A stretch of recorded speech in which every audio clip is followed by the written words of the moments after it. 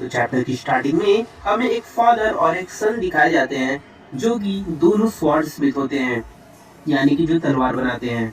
उस लड़के का नाम होता है चिरो और उसके फादर का नाम होता है रोकुहिरा कुनिशिगे।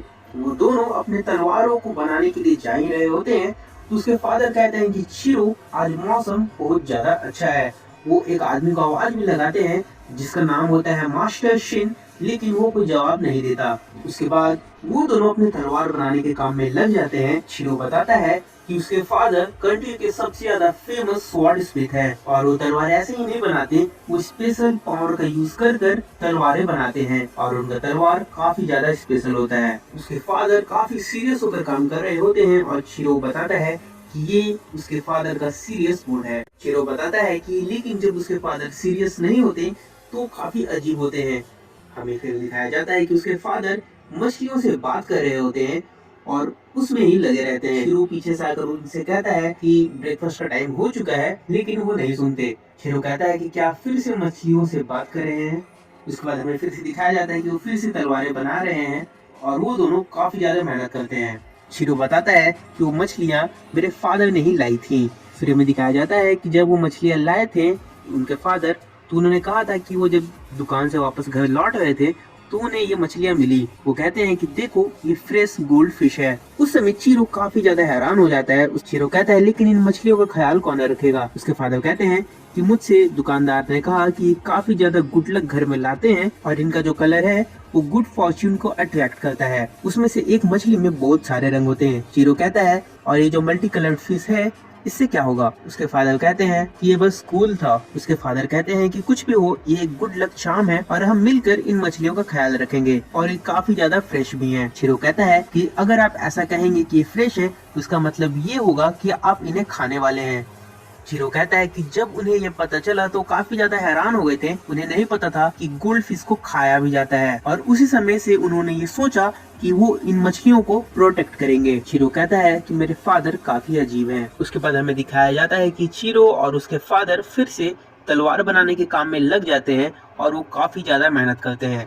फिर थोड़ी देर बाद उनके घर एक आदमी आता है। चिरो के हाथ में काम करते करते थोड़ा दर्द हो जाता है तो वो कहते हैं कि चलो अब हम खाने चलते हैं। उसी समय वो आदमी उनके घर के अंदर आता है। वो आदमी उसके फादर का दोस्त होता है। उसका नाम शिबा होता है। उसके फादर कहते हैं कि तुम्हें कम से कम हेलो कहना चाहिए घर के अंदर घुसने से पहले। शिबा कहता है कि चीटो तुम हेल्दी लग रहे हो। चिरो के फादर और शिबा इधर उधर की बातें करते हैं। चिरो बताता है कि सर शिबा मेरे डैड के एक पुराने दोस्त हैं और वो अक्सर हमसे मिलने आते रहते हैं। शिबा मछलियों को खाना खिलाता है और चिरो मन में सोच रहा होता है कि हमारे गोल्ड फिश को खत्म मत कर देना। शिबा पूछता है कि क्या तुम हमेशा इतनी सफाई से तलवारें बनाते हो। शिबा कहता है कि तुम्हारे फादर एक काफी अच्छे टीचर है। अगर तुम्हें नहीं पता है तो सीटल वॉर के दौरान तुम्हारे फादर का नाम ज्यादा फेमस था जो लड़ रहे थे उनके मुकाबले। शिबा कहता है कि तुम्हें ये याद होना चाहिए कि तुम्हारे फादर एक हीरो हैं। उन्होंने बहुत सारे लोगों की जान बचाए हैं। शिरो मन में सोच रहा होता है कि ये कहानी मैंने पहले 100 बार सुनी हुई है। शिवा कहता है कि मैं जब भी ये कहानी तुम्हें सुनाता हूँ तो तुम काफी ज्यादा खुश लगते हो। शिवा कहता है कि चिरो तुम काफी ज्यादा मेहनत कर रहे हो, तुम भी बड़े होकर अपने डैड जैसे बन जाओगे, ये पक्का है। चिरो मन में सोचता है कि ये बात भी मैंने पहले 100 बार सुनी हुई है। उसके बाद शिवा वहाँ से चला जाता है। शिरो के डैड काफी अजीब बिहेव कर रहे होते हैं। शिरो कहता है कि क्या हुआ। उसके फादर कहते हैं कि तुम अब ऑलमोस्ट 15 साल के हो चुके हो और अगर तुम्हें एक सच्चा मास्टर बनना है तो मुझे तुम्हें कुछ सिखाना पड़ेगा जो कि इस काम का कम मजेदार हिस्सा है। चिरो कहता है कि मुझे सीखना है, मुझे सच में इम्प्रूव करना है और मुझे आपके जैसा एक ब्लैक स्मिथ बनना है। उसके फादर कहते हैं कि ठीक है और उसे फिर एक रूम में लेकर जाते हैं।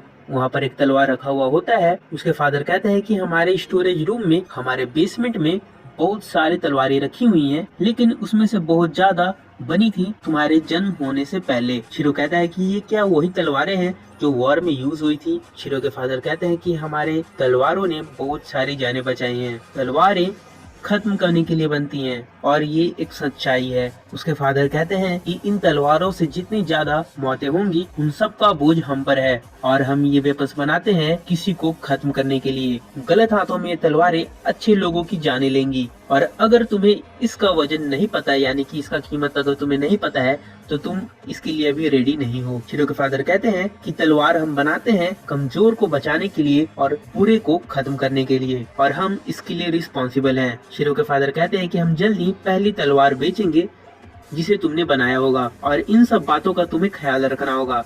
क्या तुम इसे हैंडल कर सकते हो? शीरो कहता है कि मुझे नहीं पता, लेकिन मैं ये करना चाहता हूँ। शीरो के फादर कहते हैं कि ठीक है, अगर तुम ऐसा कह रहे हो तो मुझे तुमसे बहुत ज्यादा होप है। फिर हमें 38 मंथ्स बाद दिखाया जाता है, यानी कि 3 साल 2 महीने बाद की चीजें दिखाई जाती हैं, और फिर हमें दिखाया जाता है याकुजा का ग्रुप। याकुजा गुंडे होते हैं जो जापान में काफी ज्यादा फेमस है। हमें यहाँ पर दिखाया जाता है कि वो कुछ लोगों को बंदी बनाकर रखे हुए होते हैं और उन्हें खत्म कर रहे होते हैं। उनमें से एक लाश बचा हुआ होता है जो उन्हें खत्म कर रहा होता है। वो कहता है कि तुम लास्ट हो, इसलिए मैं तुम्हें ज्यादा समय दूंगा। वहाँ पर एक और आदमी होता है, वो उनका सीनियर होता है। वो कहता है कि ठीक है, जल्दी से हमें नाम बताओ जो तुम्हारे दोस्त हैं लिबरेशन आर्मी में, यानी कि वो लोग जो याकुजा के खिलाफ बगावत कर रहे थे। जो आदमी उन सबको खत्म कर रहा होता है वो कहता है कि देखो तुम थरथरा रहे हो। वो आदमी थरथराता हुआ कहता है कि तुम्हारे याकुजा के आने से पहले ये शहर काफी ज्यादा शांत था,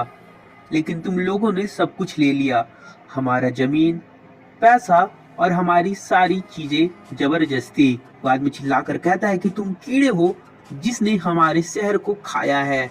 वो आदमी उसे एक पंच मारता है। वो आदमी फिर से पूछता है कि चलो बताओ, क्या हमें कोई फॉलो कर रहा है? वो आदमी कहता है कि इससे क्या मतलब, क्या तुम कोई सॉर्सरर हो? एक बड़ा आदमी थरथरा सकता है, डर सरेंडर करने का कोई एक्सक्यूज नहीं है। फिर वहाँ पर एक आदमी आता है, वो कहता है कि इसे मैं संभाल लूंगा, ये काफी ज्यादा इंटरेस्टिंग है। तभी जमीन से जड़ें निकलती हैं और उस आदमी को घेर लेती हैं। वो आदमी एक सॉर्सरर होता है, यानी कि उसके पास शक्तियाँ होती हैं। पेड़ों की जड़ें उस आदमी को पूरी तरह से घेर लेती हैं और उसमें से कांटे भी होते हैं जो उस आदमी के चेहरे पर लग रहे होते हैं। वो सॉर्सरर उस आदमी से पूछता है कि चलो बताओ, क्या ये तुम्हारा पहली बार है? वो आदमी कहता है हाँ। सॉर्सरर कहता है कि मुझे पता था। वो सॉर्सरर उस सीनियर आदमी से कहता है कि अगर आप मुझे ऐसे ही पैसे देते रहेंगे तो हम अपनी आंखें बंद रखेंगे।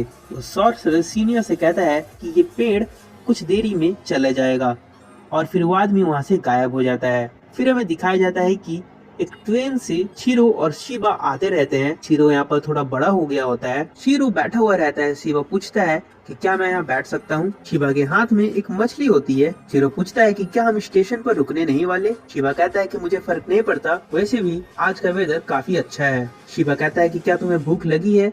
शीरो कहता है कि नहीं। शिबा फिर उस मछली को खा लेता है। शिबा पूछता है कि शीरो, क्या मैं तुमसे कुछ चीज पूछ सकता हूँ? शिबा पूछता है कि क्या तुम्हारे चेहरे पर जो निशान है? शीरो के चेहरे पर एक निशान होता है। शिबा कहता है कि क्या तुम इसे ठीक करना चाहोगे अगर तुम इसे कर सको? शिबा कहता है कि इतना भी बुरा नहीं लग रहा है। शीरो कहता है कि जब भी मैं सुबह अपने चेहरे को धोता हूँ मैं इसे नोटिस करता हूँ और मैं वो दिन याद करता हूँ। हर सुबह मैं अपना दिन स्टार्ट करता हूँ वही नफरत से। शिबा कहता है कि अगर तुम ऐसे ही रहोगे तो तुम्हारी जिंदगी बहुत बेकार होने लगेगी। शीरो कहता है तो क्या फिर मुझे रुक जाना चाहिए? ट्रेन स्टेशन पर रुकती है और वो दोनों बाहर आते हैं। वो दोनों शहर में घूम रहे होते हैं। शिबा कहता है कि मुझे लगता है कि ये जो शहर है इसे याकुजा चला रहे हैं। शीरो कहता है कि ये जो याकुजा है ये जरूर उनसे मिला हुआ होगा। हमें यहाँ पर कुछ भी नहीं बताया जाता है कि चल क्या रहा है। शीरो कहता है कि क्या फिर हम सही जगह जा रहे हैं? शिबा कहता है कि देखो मैं श्योर तो नहीं हूँ, लेकिन जो मुझे क्लूज मिले हैं वो हमें इसी डायरेक्शन में ला रहे हैं। शीरो कहता है कि हमें पहले सिचुएशन को देखना चाहिए, अगर हम नेगोशिएशन कर सके तो। फिर वो जब आगे जाते हैं तो एक ब्रिज पर कुछ लोगों को खत्म कर टांगा हुआ होता है। लोग कह रहे होते हैं कि ये भी लिबरेशन आर्मी के थे जिन्होंने बगावत की थी। इन्होंने याकुजा को अटैक करने की कोशिश की थी। इन्होंने हमारे लिए लड़ाई की थी और इनका अंत अब ऐसा है। फिर वहाँ पर कुछ याकुजा बैठकर बात कर रहे होते हैं। तभी अचानक से पीछे से उन पर कोई हमला करता है। वो आदमी गिर जाता है और पीछे शिबा खड़ा होता है। वो कहता है कि कुछ लोग वहाँ भी हैं। फिर हमें दिखाया जाता है कि शीरो उन सब पर हमला करता है। शीरो तलवार से सबको खत्म कर देता है। फिर हमें वही आदमी दिखाया जाता है जिसे बंदी बनाकर रखा गया था। वहाँ का जो सीनियर होता है उसे कॉल आता है कि वॉर में तलवार का यूज हो रहा है। वो सीनियर आदमी उस आदमी से कहता है जो बंदी है कि चुप रहने से कुछ भी नहीं होगा, हम इसके बाद तुम्हारी फैमिली के पास भी जाएंगे। वो आदमी कहता है कि मेरी कोई फैमिली नहीं है। वो सीनियर आदमी कहता है कि हमें तुम्हारे बारे में कुछ इन्फॉर्मेशन मिली है, तुम्हारी कोई छोटी बहन है ना। वो आदमी अपने आदमी से कहता है कि उसे यहाँ पर लाओ। वो आदमी चिल्लाने लगता है कि रुको रुको, मैं सब कुछ बता दूंगा। और कुछ लोग उसकी बहन को लाने के लिए वहाँ से बाहर निकलने लगते हैं। तभी वहाँ पर शीरो आ जाता है और उन सब को खत्म करने लगता है। वो अपनी तलवार से सब पर हमला करता है। जो वहाँ पर बंधक होता है वो कहता है कि तुम कौन हो। शीरो वहाँ पर सब पर हमला करते रहता है। तभी शीबे उस सीनियर आदमी से कहता है कि इस लड़के के फादर का नाम रोकुहारा कुनिशिगे, वो तुम्हें याद होंगे, और वो सबसे बड़े ब्लैक स्मिथ थे। वो सीनियर आदमी पूछता है कि तुम्हारा मतलब क्या है। शीरो वहाँ पर आता है और कहता है कि मुझे तुमसे कुछ पूछना है, तुम जैसों को मैं नहीं जीने दे सकता। और वो शीरो पर हमला करने के लिए जाने लगते हैं। शीबे कहता है कि रोकुहारा कुनिशिगे वो अपने तलवारों में सॉर्सरी का यूज करते थे। शीरो अपने तलवार को निकालता है और हमें बताया जाता है कि वो जो तलवार बनाते थे उसमें बिल्कुल यूनिक मैजिकल फोर्स होता था और उसका नाम था, शीरो कहता है, एंटेन। और उसके तलवार से एक मछली जैसी चीज निकलती है, एक गोल्ड फिश जैसी चीज निकलती है और फिर उस तलवार से वो सब पर हमला करता है। शीबे कहता है कि इस बच्चे के पास जो तलवार है वो लास्ट तलवार है जो कुनिशिगे ने बनाया था। शीरो एक ही बार में सारे लोगों को अपने तलवार से काट देता है और फिर वो सब पर हमला भी करता है। फिर उसी रूम में शीबे भी आता है और शीरो उस सीनियर आदमी से पूछ रहा होता है कि मुझे सब कुछ बताओ जो तुम्हें पता है हिशाकू के बारे में। वो सीनियर आदमी कहता है कि तुम क्या बात कर रहे हो। शीरो कहता है वही है जो सभी ऑर्डर देता है, वो सॉर्सरर ऑर्गेनाइजेशन का हेड है। शीरो कहता है अगर तुम ऐसे ही बात करोगे तो तुम्हारे लिए बहुत ज्यादा बुरा होगा और तुम्हारे सारे दोस्त तुम्हारे लिए हेल में इंतजार कर रहे हैं। शीबे उस बंधक आदमी को छुड़ा देता है। वो सीनियर आदमी कहता है हिशाकू, ये लोग ये मॉन्स्टर हैं, अगर तुम उन्हें खोज रहे हो तो तुम काफी ज्यादा अजीब हो। शीरो कहता है कि क्या मैं अजीब हूँ? अगर वो मॉन्स्टर हैं तो फिर मुझे कोई भी नहीं रोक सकता, मैं उन लोगों को जीने नहीं दे सकता। और शीरो वहीं पर होता है।